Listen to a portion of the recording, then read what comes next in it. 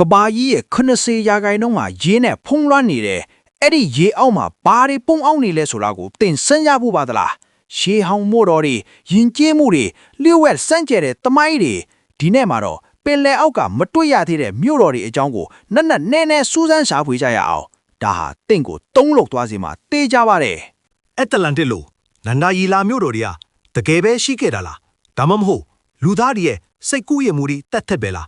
သိပ္ပံပညာရှင်တွေနဲ့တမိုင်းပညာရှင်တွေဟာဒီမေကုန်းကိုအပြေရှာဟုရာစုနှစ်ပေါင်းများစွာကြိုးပမ်းနေကြပါတယ်သူတို့ဘာတွေရှာတွေ့ခဲ့လဲဆိုတာကြည့်ရအောင်အန်အာတင်စရာတွေမြင်ရပါလိမ့်မယ်ကဘာတဝမ်းလုံးမှာပင်လယ်အောက်မြို့တော်တွေရဲ့ဇလန်တွေကဘာလို့ဒီလောက်တောင်ပြန့်နှံ့နေရတာလဲအီဂျစ်ကနေဂျပန်အထိအိန္ဒိယကနေအမေရိကအထိနေရာတိုင်းမှာရေအောက်ယဉ်ကျေးမှုတွေရဲ့တဲလွန်းဆက်တွေကရှိနေပါတယ်ဒါကတိုက်ဆိုင်မှုသက်သက်လားဒါမှမဟုတ်ပိုကြီးမားတဲ့လိုဝါချက်တစ်ခုလားပလေတိုကပြောခဲ့တဲ့ Atlantis မြို့တော်စိတ်ကူးညင်ဆန်းတဲ့ကြီးကျယ်ခမ်းနားမှုတွေနဲ့ပြည့်နှက်နေတဲ့မြို့တော်တစ်ခုအစင်မြင့်နေပညာတွေဉာဏ်ပညာတွေနဲ့ပြည့်စုံတဲ့လူမျိုးတွေနေထိုင်ခဲ့ကြတယ်လို့ဆိုပါတယ်ဒါပေမဲ့ပင်လယ်အောက်ကိုဘယ်လိုရောက်သွားတာလဲ၎င်းရဲ့တီးနေရကိုဘယ်သူမှယနေ့ထိမသိသေးပါဘူးအိန္ဒိယရဲ့ဂူဂျရတ်ကမ်းရိုးတန်းအနီးမှာရှာတွေ့ခဲ့တဲ့ဒွါကမြို့တော်ဟိန္ဒူဒန္တာယီတွေထက်ကခရစ်ယာန်ဘုရားရဲ့မြို့တော်လို့ယုံကြည်ရပါတယ်မျက်နှာပြင်အောက်မီတာ30လောက်မှာရှေးဟောင်းမြို့ပြအပျက်အစီးတွေကိုတွေ့ခဲ့ရပါတယ်ဒါဟာဒန္တာယီတွေကအမှန်တကယ်ဖြစ်နိုင်တယ်ဆိုတာပြသနေတာလားဂျပန်နိုင်ငံယိုနာဂူနီကျွန်းအနီးကယိုနာဂူနီ Monumentအချို့ကတဘာဝအတိုင်းဖြစ်ပေါ်တဲ့ကြောက်တုံးဖွဲ့စည်းမှုလို့ဆိုကြပြီးမြဲအချို့ကတော့နှစ်ပေါင်းတောင်းမြန်ကျော်တက်တန်ရှိတဲ့လူလုံအဆောက်အုံလို့ယုံကြည်ကြပါတယ်ဒီအေယာမကြောက်တုံးတွေကဘယ်သူတွေတိဆောက်ခဲ့တာလဲအီဂျစ်ရဲ့ Alexandria ကန်ယိုထန်နာမှာရှာဖွေတွေ့ရှိခဲ့တဲ့ Thonis Heraklion မြို့တော်နှစ်ပေါင်း1000လောက်ရေအောက်မှာပုံအောင်နေခဲ့ပြီးယခုခါပေါ်ထွက်လာခဲ့ပါပြီနတ်ဖျားရုပ်ထုတွေရွှေတွေအီဂျစ်နဲ့ဂရိယဉ်ကျေးမှုပေါင်းစပ်ထားတဲ့အန်မခန်အနုပညာလက်ရာတွေဘာတွေထက်တွေ့ရအောင်လဲဂရိနိုင်ငံပီလိုပိုနီစကန်လွန်ကပါဗလိုပက်ထရီမြို့တော်ကမ္ဘာအကြီးဆုံးနဲ့ရှေးအကြဆုံးရေအောက်မြို့တွေထဲကတစ်ခုပါလွန်ခဲ့တဲ့နှစ်3000ကထဲကရှိခဲ့ပြီးအိမ်တွေလမ်းတွေတင်ချိုင်းတွေအားလုံးကိုအကောင်းပကတိအတိုင်းတွေ့ရှိခဲ့ရပါတယ်ဒီလိုမြို့ပြကြီးဘယ်လိုပျောက်ကွယ်သွားလာလဲ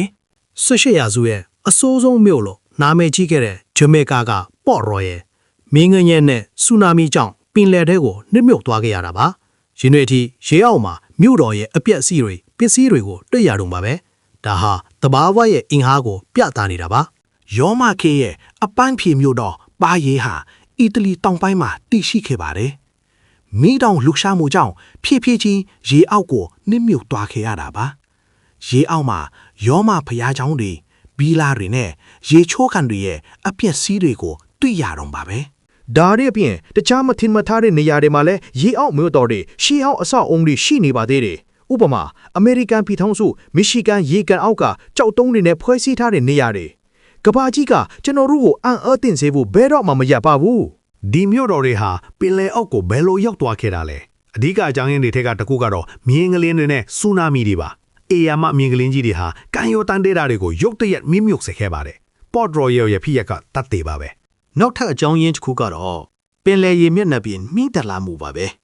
ရေခဲခေတ်ပြီးနောက်ရေခဲတွေအကြီးပြောပြီးကမ္ဘာပင်လယ်ရေမျက်နှာပြင်ဟာဖြည်းဖြည်းချင်းမြင့်တက်လာခဲ့ပါတယ်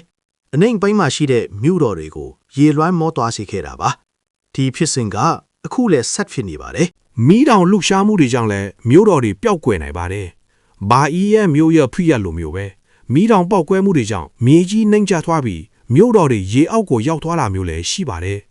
တဘာဝဘေးအန္တရာယ်ရဲ့အစွမ်းဟာအံ့မခန်းပါပဲရာစုနဲ့ပေါင်များစွာကြာလာတော့ဒီမြို့တော်တွေဟာလူသားတွေရဲ့မှတ်ဉာဏ်တွေကနေတဖြည်းဖြည်းပျောက်ကွယ်သွားခဲ့ပါတယ်။တမိုင်းစာအုပ်တွေမှာလည်းမတန်းမတင်နိုင်တော့ပဲဒဏ္ဍာရီတွေပုံမြင်တွေဖြစ်တာကြန့်ရှိခဲ့ပါတယ်။ဒါပေမဲ့ပင်လယ်ကြီးကသူတို့ကိုအကောင်းဆုံးထိမ့်သိမ့်ပေးထားခဲ့ပါတယ်။1900စုနောက်ပိုင်းနဲ့20ရာစုအစောပိုင်းမှာရေငုပ်ပညာတိုးတက်လာတာနဲ့အမျှလူတွေဟာပင်လယ်အောက်ကရှုဝတ်ချက်တွေကိုစတင်စိတ်ဝင်စားလာခဲ့ပါတယ်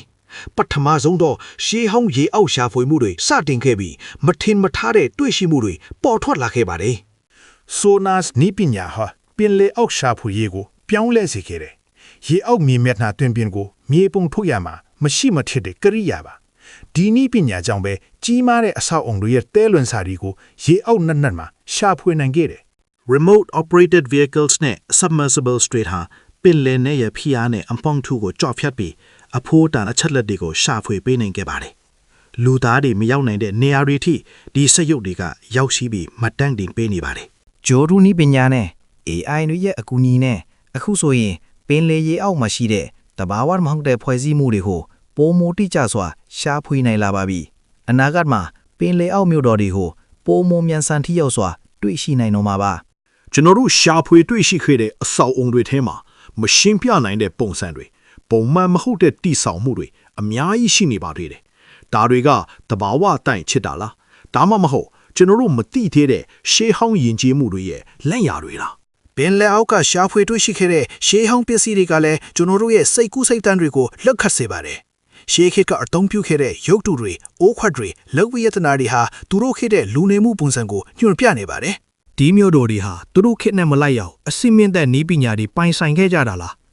တချို့အဆောက်အုံတွေရဲ့တိဆောက်ပုံတိကျမှုကခေတ်သစ်အင်ဂျင်နီယာတွေတောင်အံ့အားသင့်စေပါတယ်ဒါဟာလူအဝက်စမ်းကြံမှုတွေရဲ့အစာပဲရှိပါသေးတယ် တခါတည်းမှာရေအောက်မှာတွေ့ရတဲ့ပစ္စည်းတွေကအဲ့ဒီခေတ်မှာမရှိသင့်ဘူးလို့ထင်ရတဲ့ပစ္စည်းတွေရှိတတ်ပါတယ်ဒီလို out of place artifacts တွေဟာကျွန်တော်တို့သိထားတဲ့သမိုင်းကိုပြောင်းပြန်လှန်နိုင်စွမ်းရှိပါတယ် ပင်လယ်နက်ကိုစူးစမ်းရှာဖွေတာဟာအလွန်ကြီးမားတဲ့စိန်ခေါ်မှုတွေနဲ့ပြည့်နေပါတယ်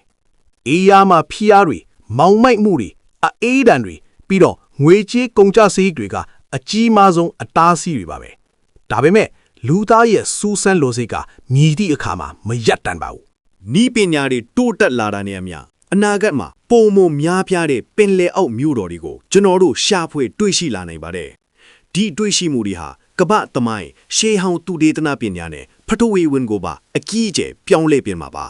ဒီလိုရှေးဟောင်းမြို့တော်တွေကိုရှာဖွေတွေ့ရှိခြင်းဟာကျွန်တော်တို့ရဲ့သမိုင်းကိုပြန်လဲရေးဆွဲဖို့လိုအပ်လာနိုင်ပါတယ်လူသားယဉ်ကျေးမှုတွေရဲ့စတင်ရာဖွံ့ဖြိုးတိုးတက်ရာတွေကိုအတိတ်တဖန်ပြန်လဲလေ့လာရမှာပါဒါဟာစိတ်လှုပ်ရှားစရာပါဒီလိုအဖိုးတန်ရှေးဟောင်းနေရာတွေကိုထိုင်သိမ့်ဖို့ဆိုတာမလွယ်ပါဘူးရေအောက်ကေဟစနစ်ရေအောက်လှုပ်ရှားမှုတွေကြောင့်ပျက်စီးသွားနိုင်ပါတယ်ဒါကြောင့်အပြည်ပြည်ဆိုင်ရာပူးပေါင်းဆောင်ရွက်မှုတွေနဲ့ထိုင်သိမ့်ဆောင်ရှောက်ဖို့လိုအပ်ပါတယ်လူသားတွေဟာမတီးသေးတဲ့အရာတွေကိုအမြဲတမ်းစူးစမ်းလို့စိတ်ရှိနေသူတွေပါပင်လယ်အောက်ကမြို့တော်တွေရဲ့လူဆွဲချက်တွေဟာကျွန်တော်တို့ရဲ့စူးစမ်းလို့စိတ်ကိုအမြဲတမ်းနှိုးဆွဲပေးနေပါတယ်ဘာကြောင့်လဲဆိုတော့အမှန်တရားကအမြဲတမ်းထူးဆန်းနေလို့ပါပဲ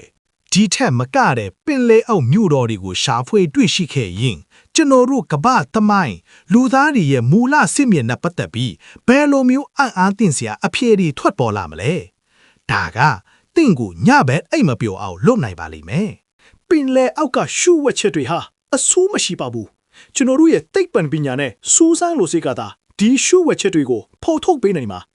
ဒီလိုဗီဒီယိုမျိုးတွေကိုထပ်မံကြည့်ရှုဖို့ကျွန်တော်တို့ရဲ့ channel ကို subscribe လုပ်ပြီးခေါင်းလောင်းလေးကိုလည်းနှိပ်ထားပေးပါ comment မှာဘယ်မျိုးတော့ကတင့်ကိုအံ့အားသင့်စေလဲဆိုတာပြောပြပေးသွားပါ